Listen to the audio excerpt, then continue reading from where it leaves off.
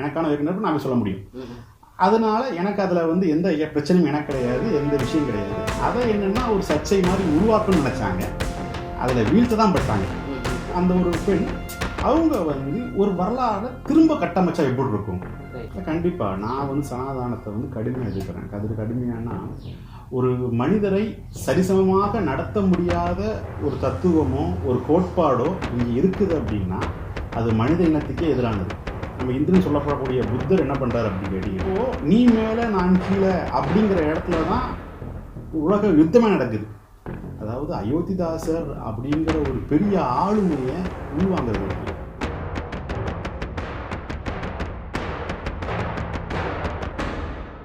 வணக்கம். ரொம்ப நாள் கழிச்சு நம்ம ஸ்லம் சேனலில் வந்து நம்ம மறுபடியும் வந்து பேசுறதுக்காக வந்துட்டுருக்கோம், உரையாடுறதுக்காக வந்துட்டுருக்கோம். இந்திரனின் ராணி அந்த படத்தினுடைய இயக்குனரை சந்திக்கலான்னு வந்திருக்கோம். வணக்கம்ண்ணே. வணக்கம். இந்திரனின் ராணி ரொம்ப அருமையாக இருந்துச்சு படம். அந்த இந்திரனின் ராணி நடிகர்கள் தேர்வை பற்றி நீங்கள் சொல்லுங்களேன்.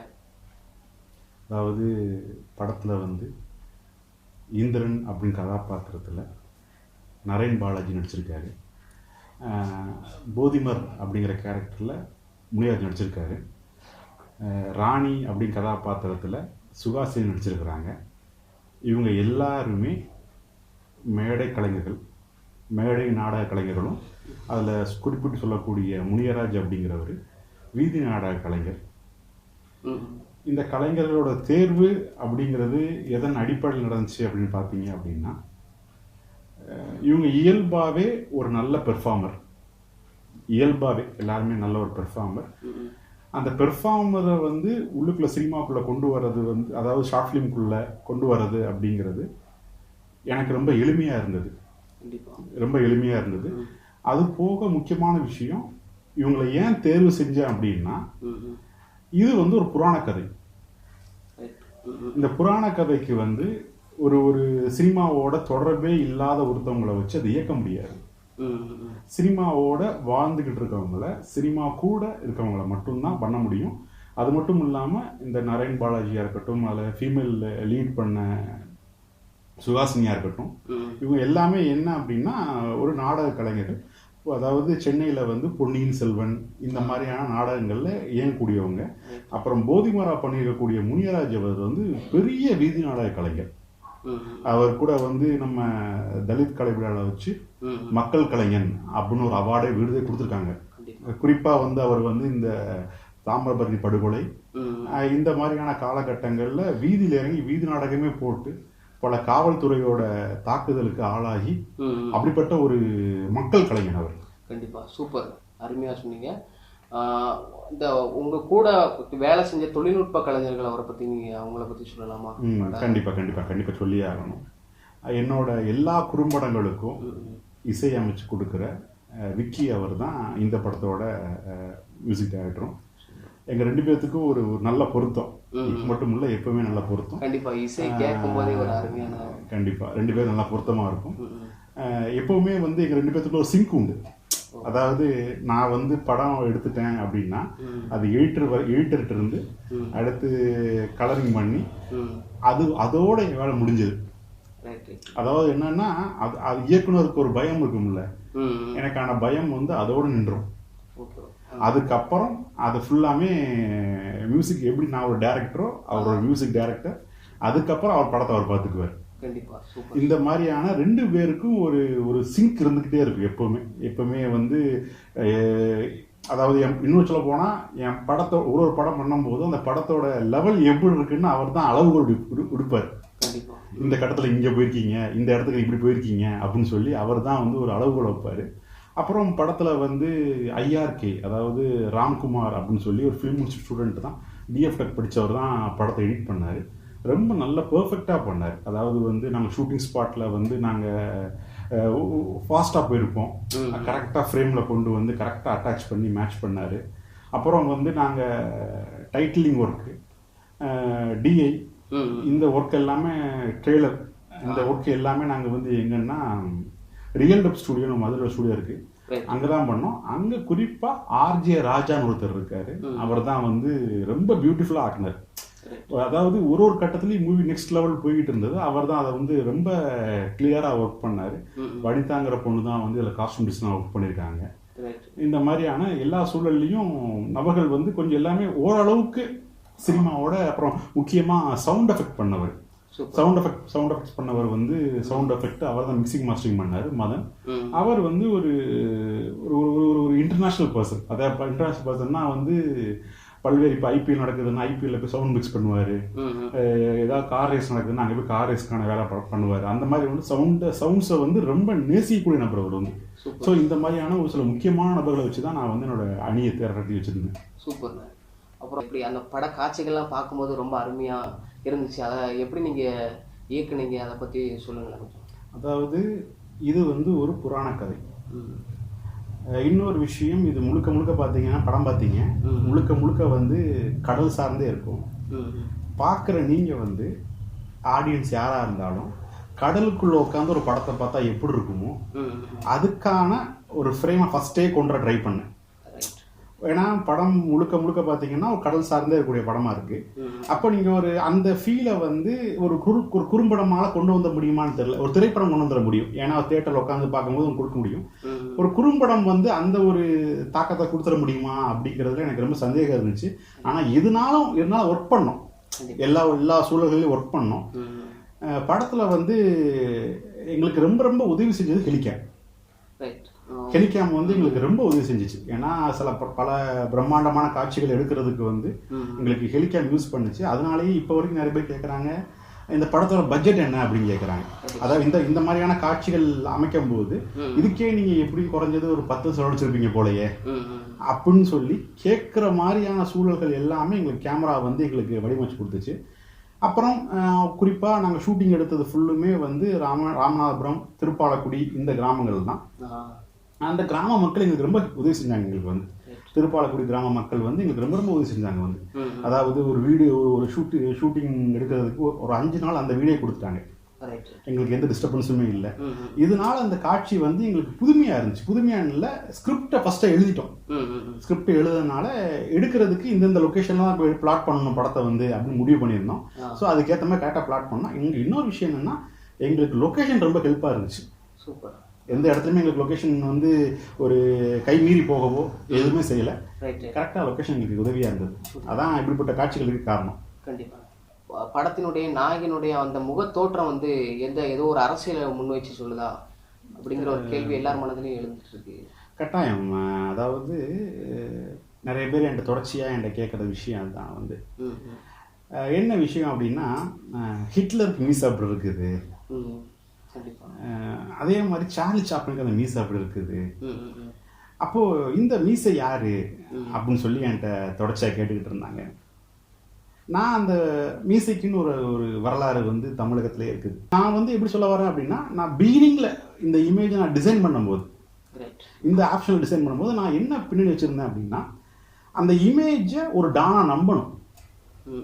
இப்போ ஒரு வில்லன் இருக்காரு, வில்லனுக்கு தாடி இருக்குது, தாடி இருக்குது, அந்த தாடிக்கு நம்ம வந்து ஒரு வெள்ளை கொடுத்தோம்னா அவர் வில்லன் நம்புறாங்க வந்து. ஆனால் ஹீரோவை ஒரு டானா காமிக்கணும். டானுக்கான தோற்றம் வந்து ஒரு கம்பீரமான தோற்றம் வேணும். அப்படி அந்த டானுக்கான கம்பீரமான தோற்றம் என்ன வைக்கலாம் அப்படின்னு சொல்லி தொடர்ச்சியாக நிறைய ரெஃபரன்ஸ் எடுத்தோம். ஃபாரின் ஃபிலிம்ஸ்ல இருந்து, காட்ஃபாதர்ல இருந்து எல்லாத்தையும் ரெஃபரன்ஸ் எடுத்தோம். அந்த ரெஃபரன்ஸ்ல எல்லாமே வந்து எங்களுக்கு வந்து இவர் எங்காவே தெரியாது. யார் இந்த இந்திரன் கேரக்டர் பண்ண ரொம்ப எங்காவே தெரியாது. அப்போது ஏன் நம்ம வந்து இந்த மீசையை பிளாட் பண்ணக்கூடாது? ஏன்னா இது வந்து உலகத்தை கலக்கின மீசைகள். இது வந்து பிளாட் பண்ணும்போது நான் ஷூட்டிங் எடுக்கும் போது எனக்கு அந்த எண்ணம் இல்லை. ஆனால் அது என்ன காலப்போக்கில் என்ன ஆயிடுச்சு அப்படின்னா, நாங்கள் அந்த ஃப்ரேம்குள்ளே இல்லை இவருக்கு பண்ண காலப்போக்கில் என்ன ஆச்சு அப்படின்னா, இதுவும் இந்த ஃபர்ஸ்ட் லுக் போஸ்டர் ரிலீஸ் ஆகும்போது 2 கம்பைன் ஆயிடுச்சு. ஏன்னா ஃபர்ஸ்ட் லுக் போஸ்டர் நாங்கள் ரிலீஸ் பண்ண செப்டம்பர் ரிலீஸ் பண்ணோம். அதனால அதுவும் இதுவும் என்ன செஞ்சிச்சு, ஒரு லிங்க் ஆட்டோமேட்டிக் லிங்க் ஆயிடுச்சு. இது வந்து படத்தில் வந்து அடிக்கடி இந்திரனுடைய படத்தை வந்து நீங்கள் வந்து காட்டியிருக்கீங்களே, அது எதற்காக, அது வந்து எதை சொல்ல வருது? அதாவது இங்கே இந்திரன் சொல்லப்படக்கூடியது வந்து இந்திரனோ இங்கே சொல்லப்படக்கூடிய வெள்ளை யானைகளோ யார் அப்படின்னா புத்தர் தான். நம்ம கௌதம் சித்தார்த்தர் தான். அவரை தான் வந்து இங்கே வந்து நம்ம இந்திரன் சொல்கிறோம். ஏன்னா இந்திரன் அப்படிங்கிறது வந்து ஐந்து இந்திரன்னா ஐந்திரம் எழுதுறாரு. ஐந்திரம் என்னன்னா ஐந்திரம்னா 5 ஒழுக்கம், அதுதான் பஞ்சசீலம் சொல்றோம். அந்த பஞ்சசீலத்தையே முதல் வடிவமைக்கிறவர் தான் யாருன்னா புத்தர்.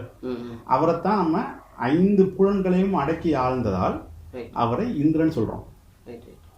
அந்த புத்தரை தான் நான் வந்து இங்க இந்திரனா காமிக்கிறேன். நான் படத்துல வந்து புத்தரை தான் இதுக்கான ரெஃபரன்ஸ் நான் எங்கிருந்து எடுத்துக்கிட்டேன் அப்படின்னா அயோத்தியாச பண்டிதர்கிட்ட தான் எடுத்துக்கிட்டேன். ரெஃபரன்ஸ் எடுத்துக்கிட்டேன் நான் வந்து. அவர் தான் என்ன பண்றாருன்னா புத்தருக்கு பல பேர்கள் இருக்குது, அல்ல தேவேந்திரன், இந்திரன், இந்த மாதிரி 1000 பேர்கள் இருக்குது புத்தருக்கு வந்து அப்படின்னு அவர் மென்ஷன் பண்றாரு.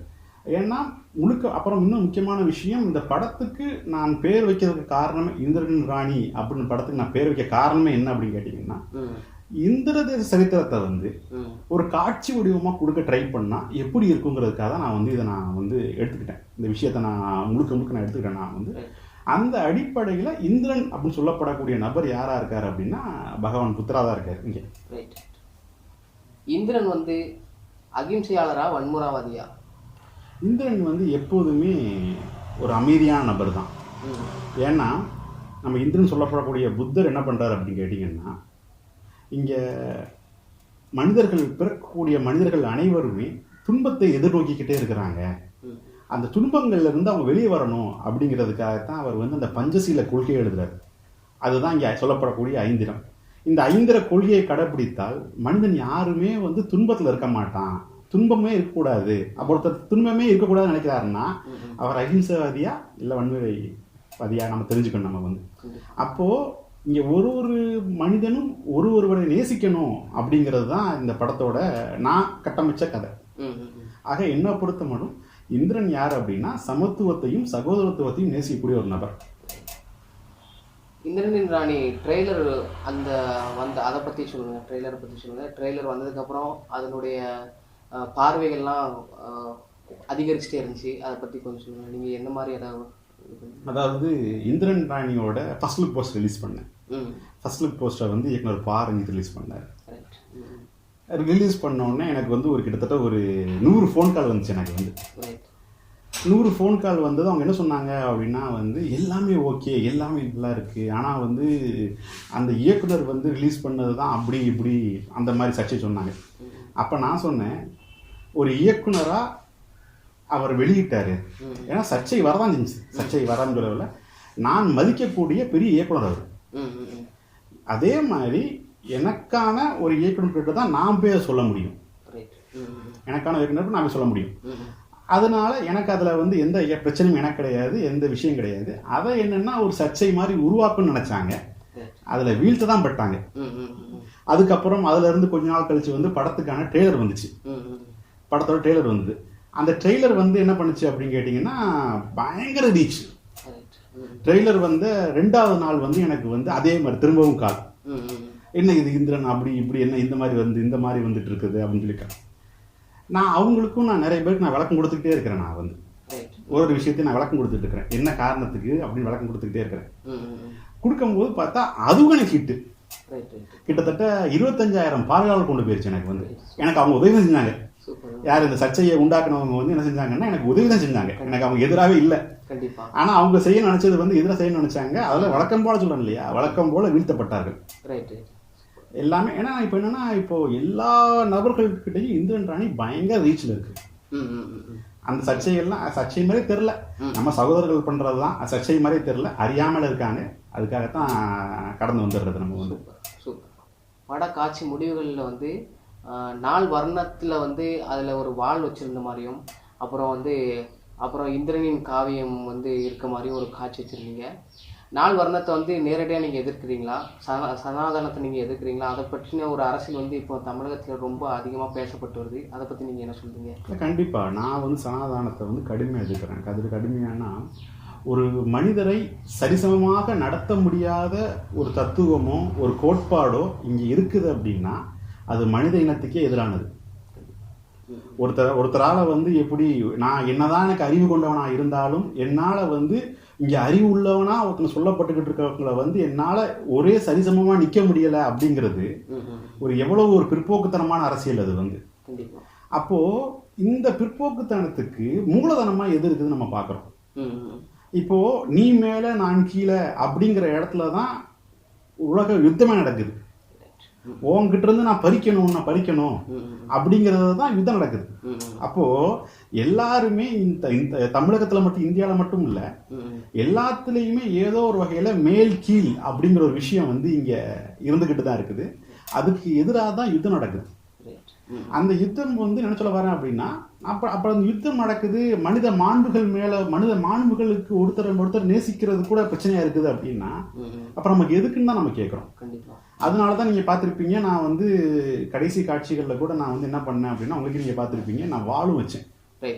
அதாவது வர்ணமும் வாளும் கடலுக்குள் போய் முழுகிற மாதிரி அமைதியான ஒரு இந்திரத்துவம் வந்து மீண்டும் பரவுதல் மாதிரி, அது வந்து அந்த மாதிரியான ஒரு காட்சி இருந்தது. இந்திரனின் ராணி இவங்களை பத்தி நீங்க சொல்லுங்க.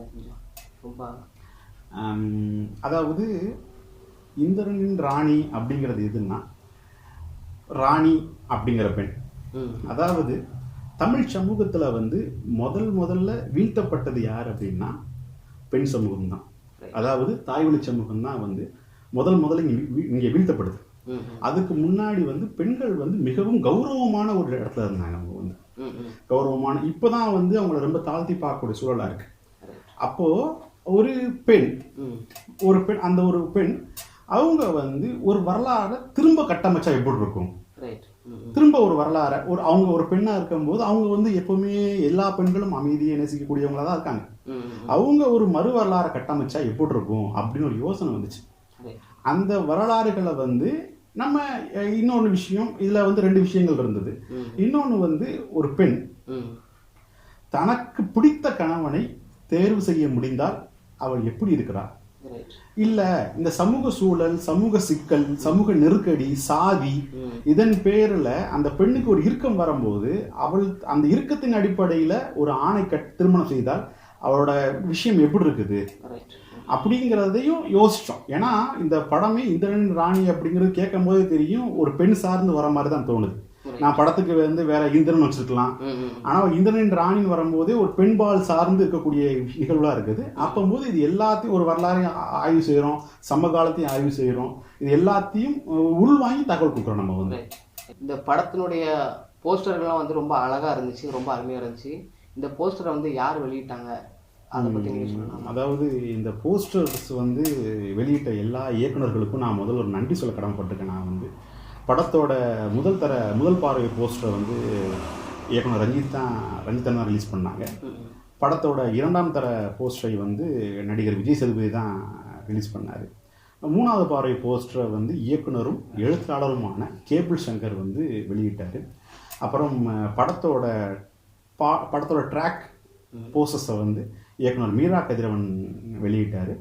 அப்புறம் படத்தோட சாங்கை வெளியிட்டதில் மதிப்புமிகு அண்ணன் கோபிநாத் அவங்க தான் ரிலீஸ் பண்ணாங்க. வந்து இவங்க எல்லாருக்குமே நான் நன்றி சொல்ல ரொம்ப கடமைப்பட்டிருக்கேன். நான் வந்து இந்த படத்தினுடைய கதையை வந்து நீங்க எப்படி யோசிச்சு இது பண்ணீங்க, எப்படி எழுதுனீங்க, இந்த படத்தினுடைய கதை உங்க மனசுல எப்படி இருந்துச்சு? அதாவது இந்த கதை எழுதுவதற்கு முன்னாடி அப்ப நான் வந்து ஒரு படிச்சுக்கிட்டு இருந்த நூல் வந்து என்னன்னா இந்திரதேச சரித்திரம். இந்திரதேச சரித்திரத்தை நான் படிச்சது வந்து எனக்கு ஒரு பெரிய தாக்கம் கொடுத்துச்சு. அதாவது அயோத்திதாசர் அப்படிங்கிற ஒரு பெரிய ஆளுமையை உள்வாங்கிறது இருக்குல்ல, உள்வாங்கிறதும் இன்னும் சொல்ல போனால் நான் எப்படி சொல்ல விரும்புகிறேன் அப்படின்னா, அயோத்திதாசருங்கிற ஒரு வெளிச்சம் என் மேலே பட்டது. அந்த வெளிச்சம் பட்டதுக்கு அப்புறம் நம்ம ஒரு குறும்படம் இயக்குனராகவோ நாளை பின்ன திரைப்பட மாறுவோம். அதை அயோத்திதாசரோட சித்தாந்தத்தை, கருத்துக்களை எப்படியாவது எளிய மக்கள்கிட்ட கொண்டு போய் சேர்க்கணும். அது ஒரு டெக்ஸ்டா இருக்குது. அந்த டெக்ஸ்ட்டை எத்தனை பேர் படிப்பாங்கன்னு தெரியாது. ஒரு டெக்ஸ்டா இருக்குதுன்னா, ஏன்னா அவரோட சரித்திரத்தை எழுதும்போது பார்த்தீங்கன்னா அதில் வந்து எழுத்துற சுற்றி எழுதியிருப்பார். அதை எப்படி நம்ம போய் அப்புறம் அணுக முடியும், மற்றவங்க எப்படி புரிஞ்சுக்க முடியும் நமக்கு தெரியாது. அது வந்து அப்போ அதை ஒரு காட்சியாக்குனா ஒரு பெரிய ஃபேண்டசி வருமோ, எவால்வ் ஆகுமோ அப்படின்னு நினச்சேன். நான் வந்து அயோத்திதாசர் சொன்னதை மட்டுமே நம்ம ஒரு வாக்கியமாக கற்பனையாக எடுக்க ஆரம்பிச்சோம்னா ஒரு புதிய உலகம் ஒன்று நமக்கு வந்து காட்சி வடிவிலேயே கிடைக்குமோ அப்படின்னு ஒரு எண்ணம் வந்துக்கிட்டே இருந்துச்சு. அந்த அடிப்படையில் தான் நான் வந்து இந்த கதையை நான் தொடங்கினேன். இந்த கதையை தொடங்கும் போது அயோத்திதாசர் திரும்ப திரும்ப திரும்ப என்ன சொல்றாரு அப்படின்னா, இங்கே இருக்கக்கூடிய பௌத்த இலக்கியங்கள் எல்லாமே கடலுக்குள் போடப்பட்டது, இங்கே இருக்கக்கூடிய இலக்கியங்கள் எல்லாத்தையும் திருடிக்கிட்டாங்க, எல்லாமே கடலுக்குள்ள கெட்டி போடப்பட்டது அப்படிங்கிற அடிப்படையெல்லாம் பார்த்தீங்கன்னா நான் வந்து இந்த வில்லன் எடுத்தோடனே கடல் ஏதோ ஒன்று தூக்கி கொண்டு போடுவார் வந்து. இது எல்லாமே வந்து அயோத்தியாச பண்டிதர்கிட்ட இருந்து எடுத்துக்கிட்டது தான்.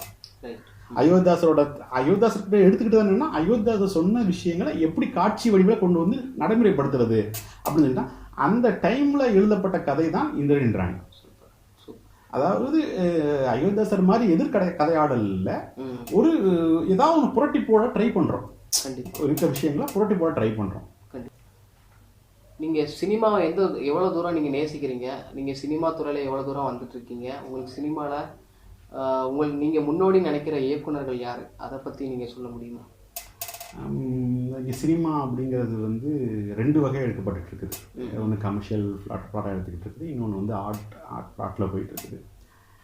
எனக்கு ரொம்ப ரொம்ப பிடிச்ச டேரக்டர் வந்து மிஷ்கினை வந்து எனக்கு ரொம்ப ரொம்ப ரொம்ப பிடிக்கும். ஏன்னா வந்து மிஷ்கின் வந்ததுக்கு அப்புறமான சினிமா வேறன்னே நான் சொல்லுவேன். அதாவது ஒருவேளை நான் அப்போ தான் அதை சினிமாவை கூர்ந்து ரசிக்க ஆரம்பிச்சேன்னு கூட சொல்லலாம் வந்து. அப்புறம் மாரி செல்வராஜுமே வந்து எனக்கு ரொம்பவும் சகோதரர் தான், ரொம்பவும் ஒரு பிடிச்ச இயக்குனர் வந்து. அது போக இருக்காங்க, கோபிநாதர் இருக்காரு, அஜித்தன் இருக்காங்க, இந்த மாதிரி தொடர்ச்சியாக இருக்கிறாங்க. கமர்ஷியல் சைடில் எனக்கு ரொம்ப பிடிச்ச இயக்குனர் வந்து கேவி ஆனந்த் சார் ரொம்ப ரொம்ப பிடிக்கும் எனக்கு, ரொம்ப பிடிச்ச இயக்குனர். இந்த மாதிரி இருக்காங்க, இப்போ இயக்குனருக்குன்னு ஒரு பெரும் பட்டியலே இருக்கு, எல்லாத்தையும் நான் கற்றுக்கிறேன். உங்களுடைய திரைப்படங்கள் வெற்றி பெறுவதற்காக வாழ்த்துக்கள்.